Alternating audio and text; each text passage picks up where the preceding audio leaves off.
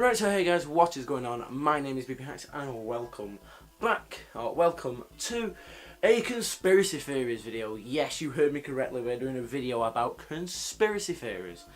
Today we're going to be doing about the Pixar Theory. Basically, if you don't know, all the Pixar movies actually exist within the same universe and it all makes sense if you think about it. So it all started out with Brave, when Merida discovered the will-o'-the-wisps, i.e. magic. The magic is why inanimate objects and animals can do human things.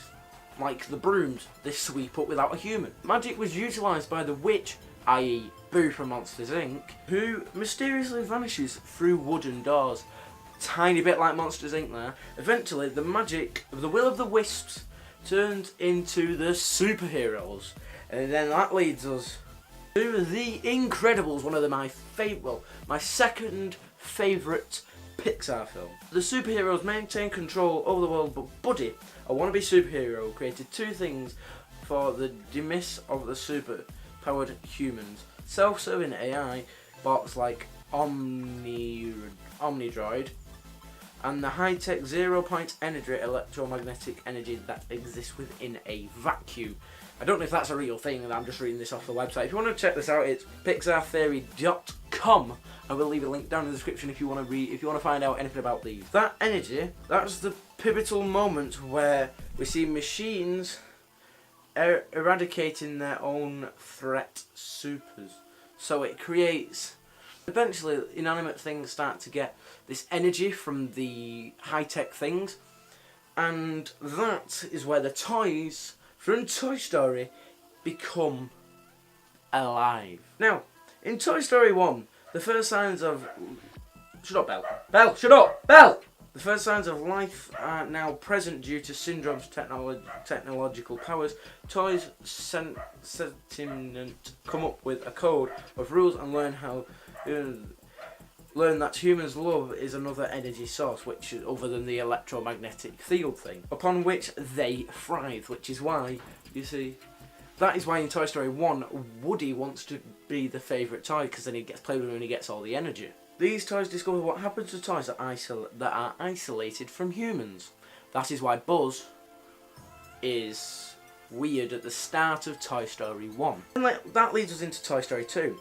The toys that discover that it is dangerous for them to be isolated from humans, we start seeing inanimate objects question their purpose for life. For example, Jessie resents her owner Emily for abandoning her. Resentment towards humans was not only carried out by inanimate objects, but by the animals as well. If you don't know, Emily, who was Jessie's owner, is actually Andy's mum, so that's quite a little cheeky side note that I thought I'd just add in there. And that leads us into Finding Nemo. As we just said, the animals also resent the humans. So in Finding Nemo, an ocean filled with fish are incredibly advanced. They have schools, networks and a freeway system. We discovered that humans are polluting the earth, which we need to stop doing, by the way, us human beings. Dory was one of the animals that was experimented on because that is why she forgets things. Is it making sense now? Ratatouille. In Ratatouille, Rennie discovers his love for cooking and displays humans' characteristics. So obviously the rat's alive and it's pulling his hair and stuff. I've actually watched. I think I think it was me. Yeah, I think it was Ratatouille. I watched Ratatouille in the cinemas, and I'm sure it was Ratatouille where there were a power cut in the cinemas, and we all just like got to go back and watch it. Or that? No, in fact, no, that was Over the Hedge. I'm sure I watched Ratatouille in the cinemas though. You see him walking on his two back legs, i.e., human legs. Rennie controls Lugini because Lugini doesn't know how to do anything. That is just stereotypical human beings for you. We see that Rennie's rat's clan don't approve of humans and feels both fear and hate towards them. And then it goes into Toy Story 3. Being abused physically and emotionally by humans. Lots of the hugging bear straight up hates humans. That's why he's such a cute waffle. Because they just chuck away the toys when they're broken, they don't fix them. Just think about them Chinese people that not only make your Nike shoes, make your toys and all, and your phones. iPhone users, you scum, because you're making Chinese little kids who want to go to school make your phones, and then you smash the screen. What's that about? And then it goes into Up. Al is forced to give up his house to a corporation, BNL, which is quite a prevalent thing throughout the Pixar series. That actually is based on a true story. The actual beginning of Up, like obviously the whole going away isn't. That's because it's believed that Kyle actually died on the night before he went to the care home, and that's his journey to the afterlife.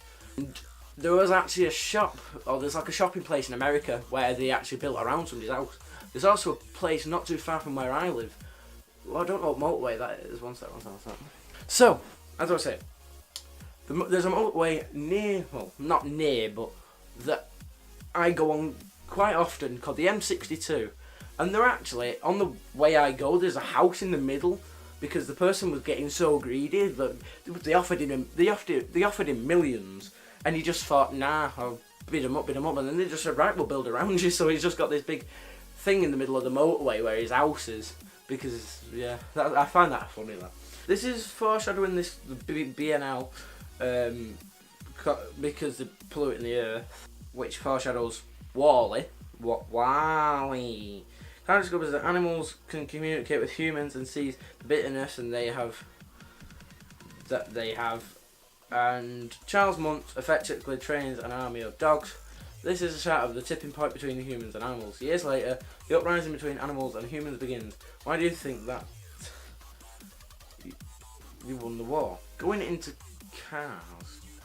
Animals rose up against the humans to stop pollution, and the machines saved the humans and won the war. However, since machines helped humans win, it tipped the balance on Earth. Machines BNL had to send some remaining humans off into space called Axiom. I don't know how they came up with that name, but all the other machines were left behind to populate the world and run things.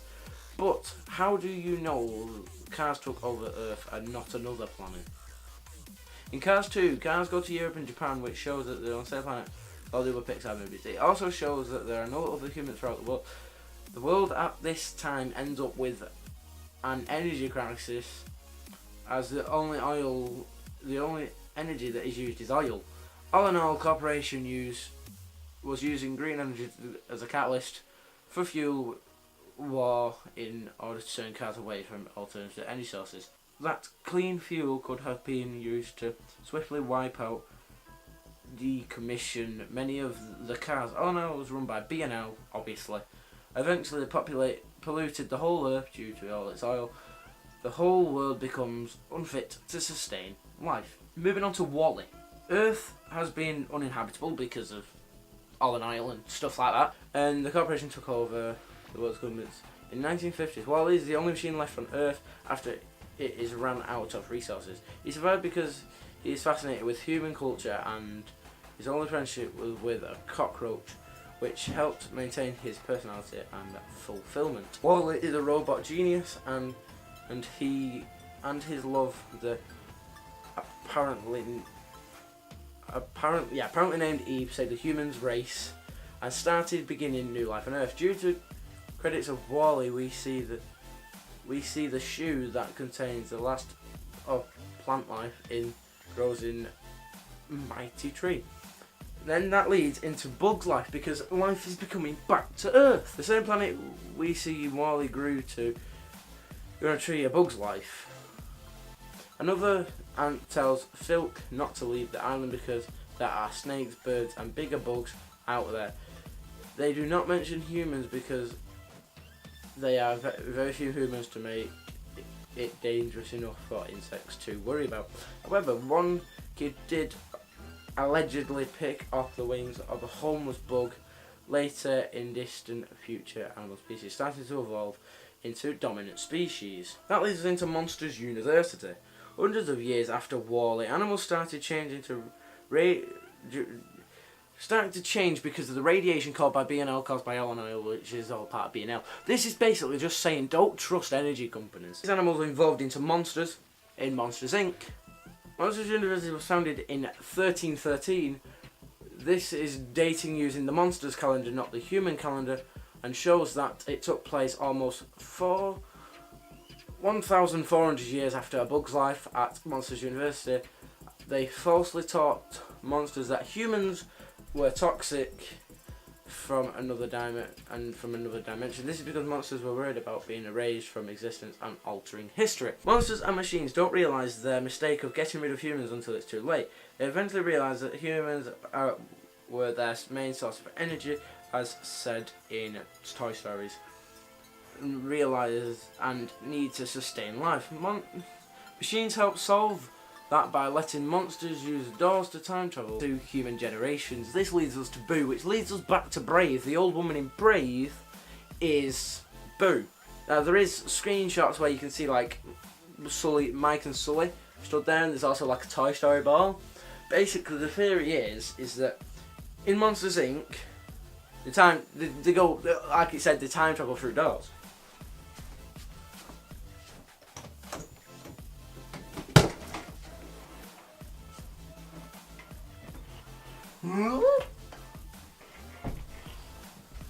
Hello. This is Grandpa Hyax. Ugh. I want to go back in time now.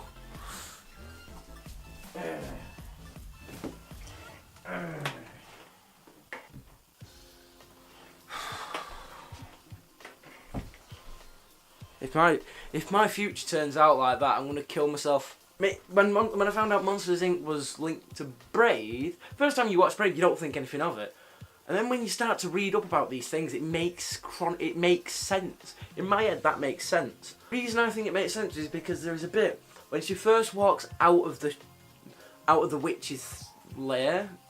She turns around and she's like, "Thank you, thank you," and then she turns around and looks and it's gone. Whereas if you look in Monsters Inc., the end scene where they put Boo back in her door, put back in the room. Monsters Inc. is one of my favourite films, by the way. I must have seen it hundreds and hundreds and hundreds of times. She sees them, like, Sully shut the door, doesn't she? And then she opens it up and it's back to her wardrobe. So that, to me, proves that this theory is real. I don't know about the rest of the stuff. I don't get how the magic of the wisps, because it says 1950 on the Brave thing on that website. If you think about it, 1950, the thing's set in medieval Scotland time. I don't get how the will-o'-the-wisps, like the little blue things, I don't get how the little blue things make the heroes in The Incredibles.